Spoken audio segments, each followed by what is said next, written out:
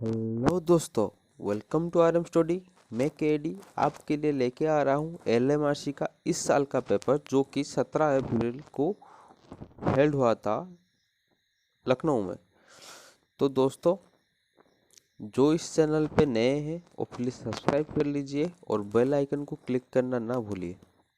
अगर आप मुझसे टेलीग्राम पर ज्वाइन करना चाहते हैं तो लिंक डिस्क्रिप्शन पे दिया हुआ है, उधर से जाके हमको ज्वाइन कर सकते हैं। क्योंकि इस वीडियो का जो भी अपडेट मैं टेलीग्राम चैनल पर देता रहूँगा और हर सुबह कुछ नया क्वेश्चन उधर प्रैक्टिस किया जाता है। तो दोस्तों, आज का सेशन शुरू करते हैं। तो आज का पहला क्वेश्चन आपके सामने। तो आज का पहला question, in DC machine the speed is. In DC machine the speed is. ठीक है दोस्तों, आपको एक फार्मूला पता होगा, N is equal to EB by 5। दोस्तों, ये वाला फार्मूला से ये वाला क्वेश्चन आपको दिया गया है इधर। तो डीसी मशीन का स्पीड, वो डीसी मशीन का स्पीड जो कि डायरेक्टली बैक EMF के साथ है और इन्वर्सली प्रोपोर्शनल टू फ्लक्स के साथ है। तो दोस्तों, ऑप्शन बी आपको दिया गया है, directly proportional to back EMF and inversely proportional to flux. तो दोस्तों, speed is directly proportional to back EMF and inversely proportional to flux. तो ये वाला फॉर्मूला आप दोस्तों याद कर लीजिएगा। चलते हैं आपके अगले क्वेश्चन पर। Knowledge off peak factor is important for testing. Knowledge off peak factor is important for testing. Peak factor किस लिए चाहिए दोस्तों? पीक फैक्टर एक ऐसा चीज़ है, अगर आपके 5 एम्पियर का करंट है तो पीक फैक्टर क्या करता है, उसका 1.414 पीक फैक्टर का वैल्यू, उसको मल्टीप्लाई करने से जो वैल्यू आएगा आपको उसी हिसाब से आपका घर का सारा जो कंडक्टर के है उसी रेटिंग से इंस्टॉल किया जाता है। उस तरह का, जैसे हम फ्यूज का क्या चक्कर है, क्योंकि फ्यूज जो है, फ्यूज का रेटिंग हमेशा करंट से किया जाता है। ठीक है दोस्तों, अब आप फ्यूज का मार्किंग दिखे होगे 5 एम्पियर या 6 एम्पियर, 16 एम्पियर, 64, ऐसे एम्पियर का फ्यूज आता है। ठीक है दोस्तों, चलते हैं आपके अगले क्वेश्चन पर। The height of the switch board from ground level should be. दोस्तों, ये वाला थोड़ा मार्क कीजिएगा, height off switch board from the ground level should be. मतलब आपका अगर घर में ग्राउंड लेवल से जो स्विच बोर्ड का हाइट कितना पूछा गया है इधर। ठीक है, तो दोस्तों ये हाइट है आपका कितना, 1.5 मीटर। ठीक है, ये वाला तो हाइट आपको पता चल गया। ऐसे ही मैं और कुछ बता देता हूँ। आपका सीलिंग फैन,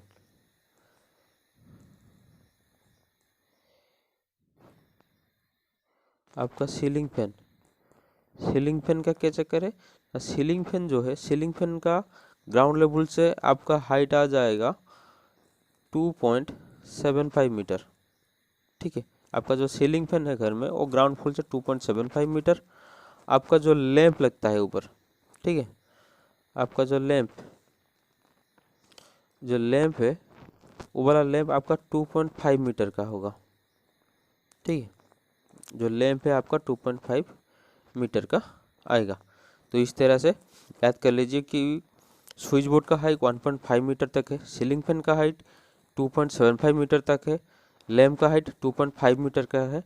ऐसे आपका घर का जो वायरिंग इंस्टॉल किया जाता है इस हिसाब से। दोस्तों, चलते हैं आपके अगले क्वेश्चन पर। The shaft torque of A DC motor is less than the armature torque because of dash losses. एक कौन सा एक लॉसेस है जिसकी वजह से आपका शाफ्ट टॉर्क जो है वो आर्मेचर टॉर्क से घट जाता है? ये है आपका रोटेशनल टॉर्क। रोटेशनल टॉर्क की वजह से शाफ्ट टॉर्क जो है वो आर्मेचर टॉर्क से नीचे रहता है। ठीक है, तो दोस्तों ऑप्शन पे चलते हैं। ये वाला तो आंसर रहेगा आपका रोटेशनल। ठीक है, आयरन लॉस, आयरन लॉस जो है आपका क्या है, कांस्टेंट लॉस, आयरन लॉस आपका कांस्टेंट लॉस। कॉपर लॉस आपका variable loss, variable loss. Mechanical loss, mechanical loss भी आपके कांस्टेंट है, पर मैकेनिकल लॉस के अंदर में कौन जाता है, फ्रिक्शन लॉस, फ्रिक्शन लॉस। ठीक है दोस्तों, इसके साथ चलते हैं हम अगले क्वेश्चन पर। The reciprocal of resistance is called. दोस्तों रेसिप्रोकल ऑफ रेजिस्टेंस, ये तो पता होगा आपको, रेसिप्रोकल ऑफ रेजिस्टेंस आपका है कंडक्टेंस। तो इस तरह से रेसिप्रोकल ऑफ रेजिस्टिविटी क्या होगा दोस्तों, रेसिप्रोकल ऑफ रेजिस्टिविटी आपका आ गया कंडक्टिविटी।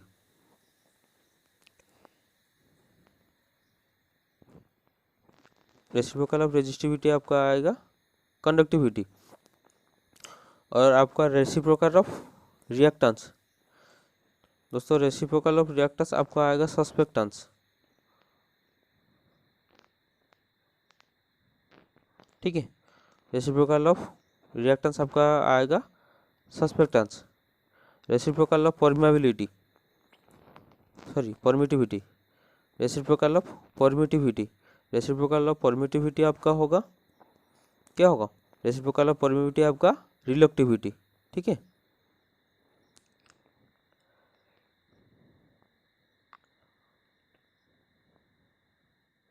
ठीक है, रेसिप्रोकल ऑफ परमिटिविटी आपका रिलक्टिविटी आएगा आंसर।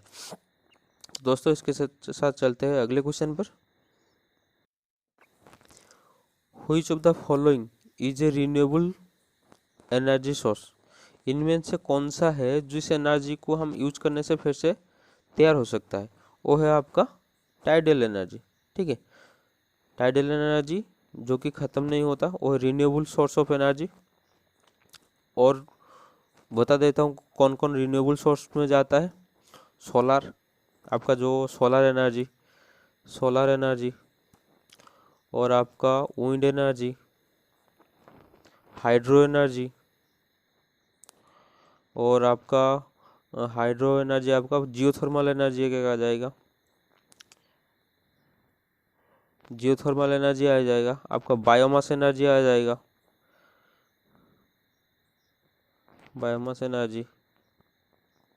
ठीक है, इस तरह से आपका रिन्यूएबल सोर्स में कौन कौन जाता है, टाइडल एनर्जी जाता है, solar energy, wind energy, hydro energy, geothermal energy, biomass energy.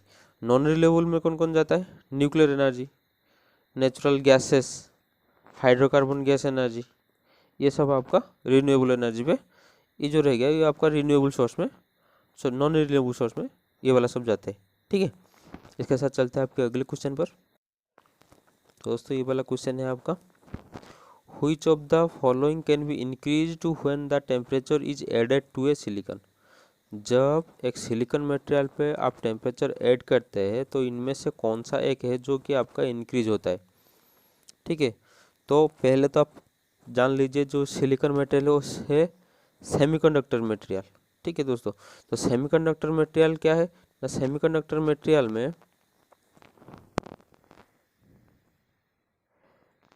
Semiconductor material में क्या होता है, जब आप टेम्परेचर देते हैं मतलब सप्लाई देने से उधर टेम्परेचर जनरेट होगा, तो टेम्परेचर देने से ही उसका अंदर करंट फ्लो होता है। तो करंट फ्लो मतलब होता होता है उसका मतलब उसका कंडक्टिविटी इंक्रीज करता है, कंडक्टिविटी इंक्रीज करने के बाद उसका अंदर करंट फ्लो होता है। तो दोस्तों क्या होता है, अगर टेम्परेचर एडिट करते हैं हम सिलिकॉन पे वो तो उसका कंडक्टिविटी इंक्रीज करता है। ठीक है, तो चलते हैं आपके अगले क्वेश्चन पर। A three phase induction motor rotor rotate at. दोस्तों आपका थ्री फेज जो इंडक्शन मोटर है वो रोटर कैसे रोटेट करता है, less than the synchronous speed. मतलब ये कह रहा है आपका जो एन एस है, एन एस जो है ये सबसे ज़्यादा रहता है एन आर से। ठीक है, क्यों, क्योंकि अगर एन एस और एन आर, ऐसे आप स्लिप का फॉर्मूला पता है, S equal to N S minus N R divide by N S. ठीक है, और दोस्तों टॉर्क जो है वो डायरेक्टली प्रोपोर्शनल टू स्लिप के साथ है। ठीक है, तो इधर क्या होता है, अगर आपका जो सिंक्रोनस स्पीड और रोटर स्पीड पे अगर डिफरेंस नहीं आएगा तो आपका स्लिप क्रिएट नहीं होगा, तो स्लिप क्रिएट नहीं होगा तो आपका टर्क ही नहीं होगा, तो मोटर रोटेट ही नहीं करेगा आपका।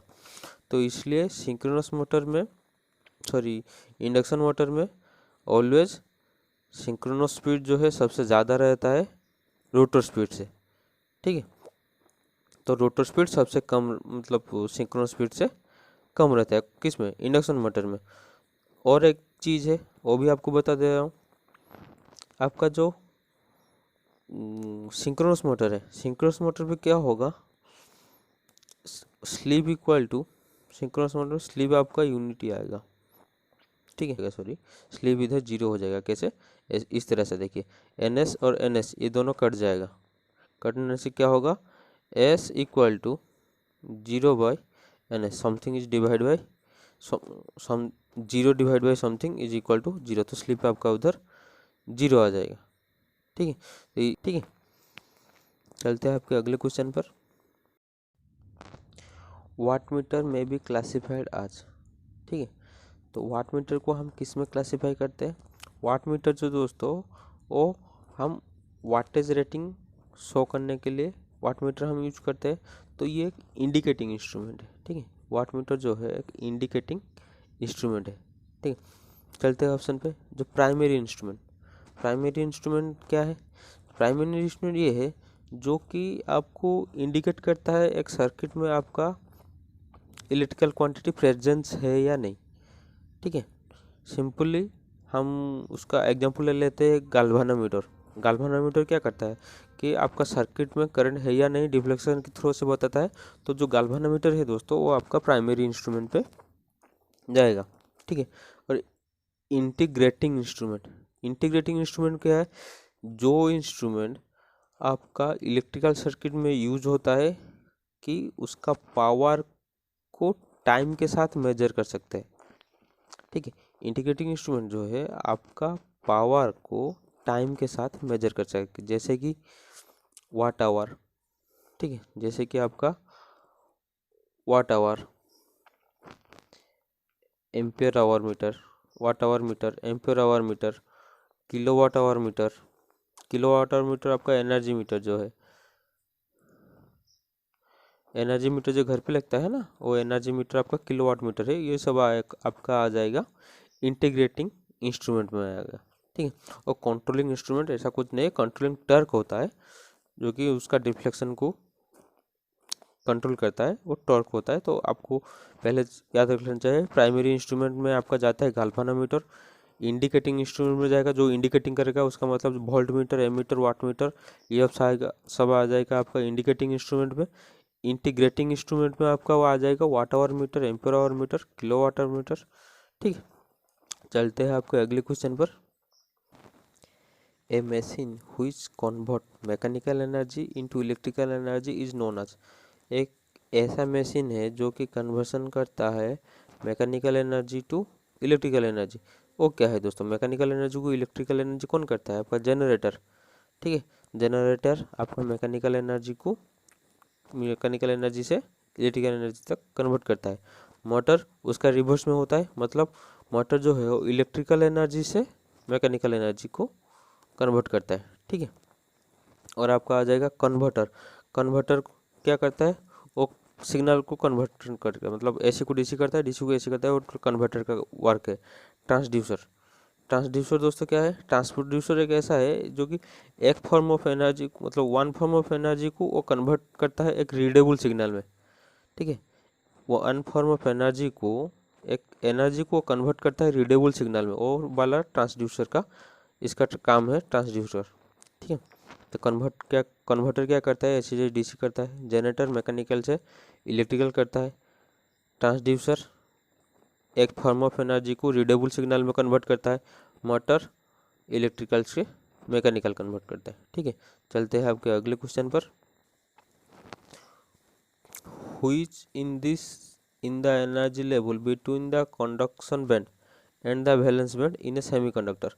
तो दोस्तों ये वाला तो आपको पता होना चाहिए, ये 3 तरह का होता है, मैं आपको इधर फिगर से बता दे रहा हूँ।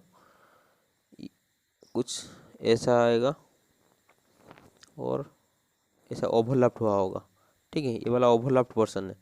ये वाला जो है ऊपर वाला जो बैंड है वो वाला होगा आपका, ये वाला जो बैंड है ये आपका होगा कंडक्शन बैंड, ठीक है। ये वाला आपका होगा कंडक्शन बैंड। नीचे वाला जो बैंड है वो है, ऊपर वाला है कंडक्शन बैंड, नीचे वाला है आपका वैलेंस बैंड। वो दोनों ओवरलैप्ड हुआ है, मतलब कंडक्शन बैंड और वैलेंस बैंड का ओवरलैप्ड हुआ है, मतलब ये वाला है आपका कंडक्टर का, ठीक है। ऐसे चलते हैं इंसुलेटर की ओर। इंसुलेटर में आपका उसी तरह का आएगा। ये वाला आपका आएगा वैलेंस बैंड, ठीक है। ये वाला आपका आएगा कंडक्शन बैंड, ठीक है। ये दोनों में जो गैप है ये आपका गैप आ जाएगा 15 EV, मतलब इलेक्ट्रॉन वोल्ट, ठीक है। ये वाला आ जाएगा 15 EV इलेक्ट्रॉन वोल्ट। ये जो गैप है ना दोस्तों, ये वाला गैप को हम बोलते हैं फॉरबिडन एनर्जी गैप, ठीक है। ये याद रखिए, ये वाला गैप को हम फॉरबिडन एनर्जी गैप बोलते हैं। और ये वाला आपका आएगा इंसुलेटर का, ठीक है। ये वाला होगा आपका इंसुलेटर का। सेमीकंडक्टर का कैसा है? सेमीकंडक्टर का दोस्तों ना ओवरलैप्ड होगा ना ज़्यादा दूर जाएगा, ठीक है। वो आसपास ही रहता है। उसका जो फॉरबिडन एनर्जी गैप है ना, ये वाला जो गैप है उसका, ये वाला गैप इसका नियरली 1 इलेक्ट्रॉन वोल्ट रहता है, ठीक है। इसका 1 EV रहता है इलेक्ट्रॉन वोल्ट। ये वाला आपका आ जाएगा वैलेंस बैंड, ऊपर वाला आ जाएगा कंडक्शन बैंड। तो उसका कंडक्शन बैंड और वैलेंस बैंड में सिर्फ 1 इलेक्ट्रॉन वोल्ट का डिफरेंट रहेगा, वो है आपका सेमीकंडक्टर डिवाइस में आ जाएगा। तो दोस्तों इसमें पूछा गया है कंडक्शन बैंड और वैलेंस बैंड सेमीकंडक्टर का, उन दिनों के अंदर एनर्जी का गैप कितना है, तो आंसर है आपका 1 इलेक्ट्रॉन वोल्ट, ठीक है। इसके साथ चलते हैं आपके अगले क्वेश्चन पर।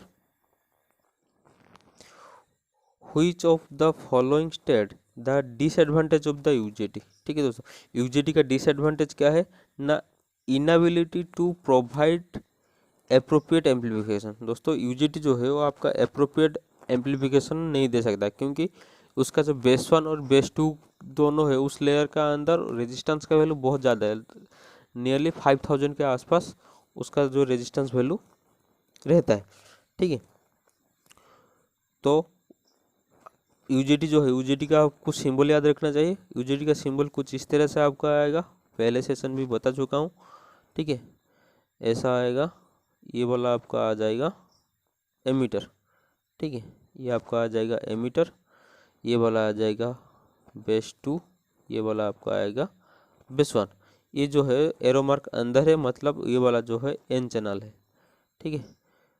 ये है एन चैनल यूजेटी आपका यूज होता है, ये वाला। इसके साथ चलते हैं आपके अगले क्वेश्चन पर। In which line have a power supply voltage higher than the other, इसमें से कौन सा लाइन में पावर सप्लाई जो है सबसे ज़्यादा है? दोस्तों इसको हम कंसिडर करेंगे तो ट्रांसमिशन लाइन जो है वो सबसे ज़्यादा रहेगा, ठीक है। क्योंकि ऐसे देखते हो तो जीटी मतलब जेनरेटिंग स्टेशन जहाँ पे सप्लाई जनरेट होता है, ठीक है, इधर ज़्यादा होना चाहिए दोस्तों। इधर आपका नियर 11 kV से 33 kV तक जनरेट होता है, ठीक है। 33 kV तक जनरेट होता है। पर क्या होता है दोस्तों, ये जो है उसको स्टेप अप ट्रांसफार्मर के थ्रू से स्टेप अप करके ट्रांसमिशन किया जाता है, ठीक है।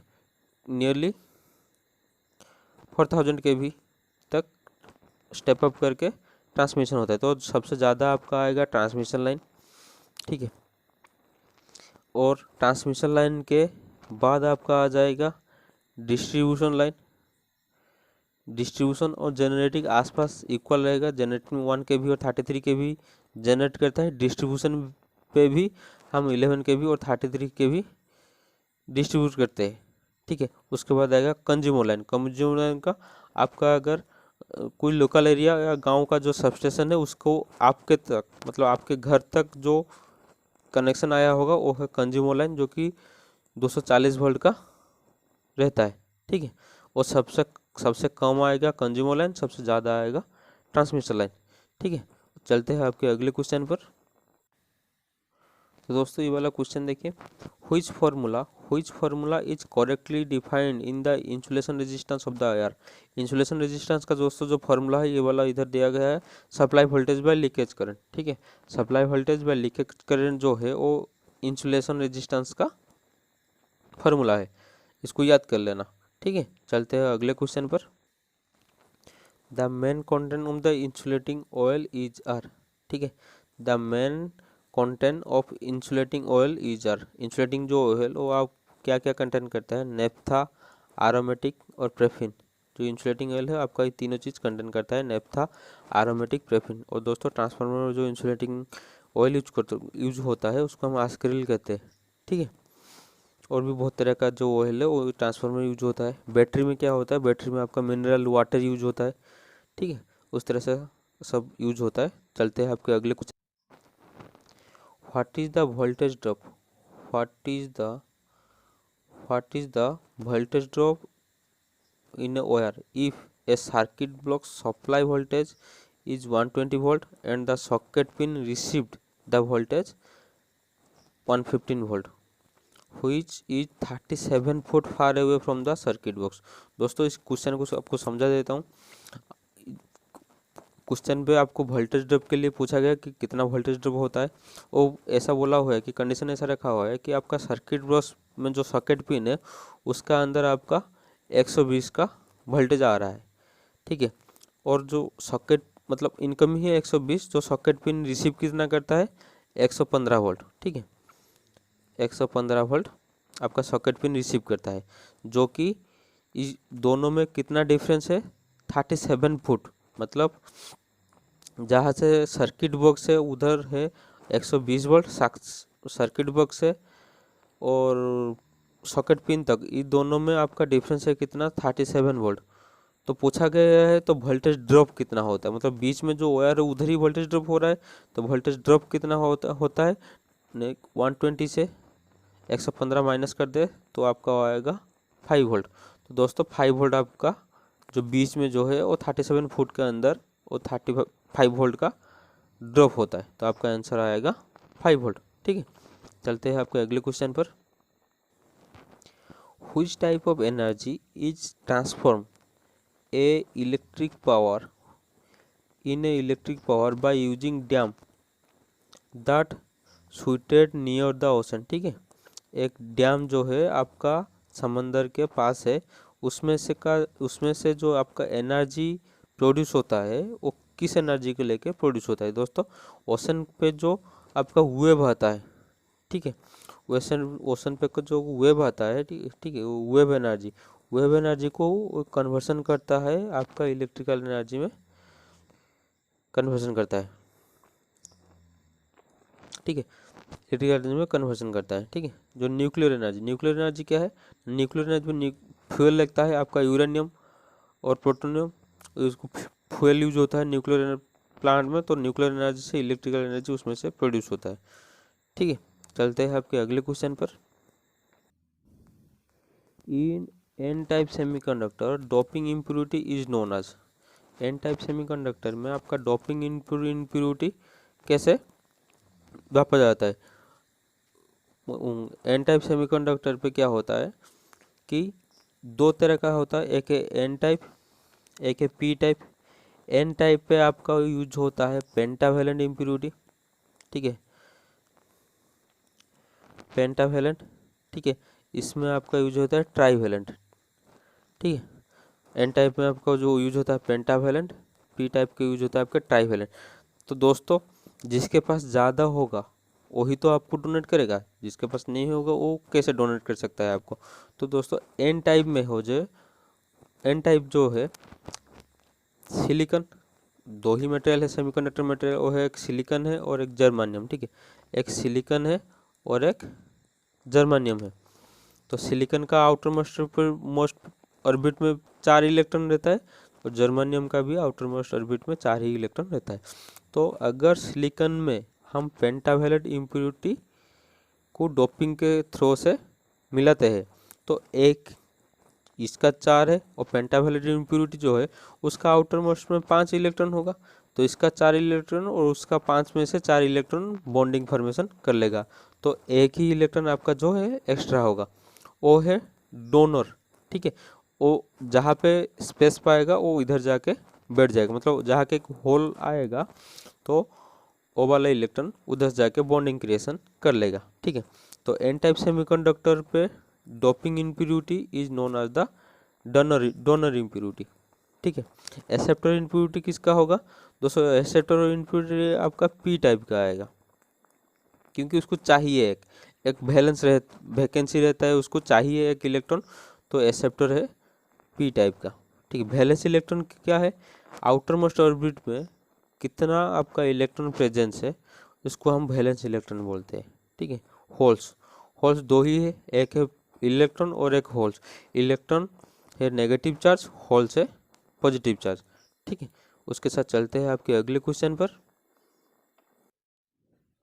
The ratio of RMS value to average value is defined as. ठीक है दोस्तों, RMS वैल्यू से एवरेज वैल्यू क्या है? जो है फॉर्म फैक्टर। ठीक है, फॉर्म फैक्टर क्या है? RMS value divide by average value.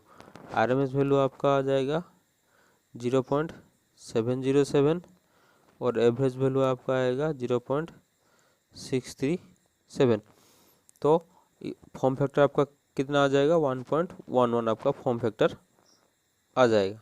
ठीक है, तो पीक फैक्टर ऐसे चलते, पीक फैक्टर क्या है दोस्तों? पीक फैक्टर है peak value divide by RMS value. ठीक है, पीक फैक्टर है जो है peak value divide by RMS value, उसका वैल्यू आपका आ जाएगा 1.414। पीक फैक्टर का वैल्यू आपका आ जाएगा 1.414। ठीक है, चलते हैं आपके अगले क्वेश्चन पर। तो दोस्तों, आज का सेशन आपको कैसा लगा कमेंट में बताना ना भूलिए। अगर आपको वीडियो अच्छी लगी तो लाइक शेयर एंड सब्सक्राइब जरूर कीजिए। ये वाला सेशन कंटिन्यू रहेगा। ठीक है, और 40 और 40 क्वेश्चन है जो उसको कंप्लीट करना पड़ेगा। इसके बाद मैं ट्राई करूँगा क्योंकि एक इलेक्ट्रॉनिक्स का सेशन शुरू करने के लिए, क्योंकि आप इस देख सकते हैं अब तक 40 क्वेश्चन पे UPMRCL में लगभग 15 के आसपास क्वेश्चन अब तक हम डिस्कस कर लिए हैं इलेक्ट्रॉनिक्स का ओनली। ठीक है, तो इलेक्ट्रॉनिक्स पे अब ज़्यादा फोकस देंगे। ठीक है, इसके बाद का जो सेक्शन आपका इलेक्ट्रॉनिक्स का सेक्शन आएगा।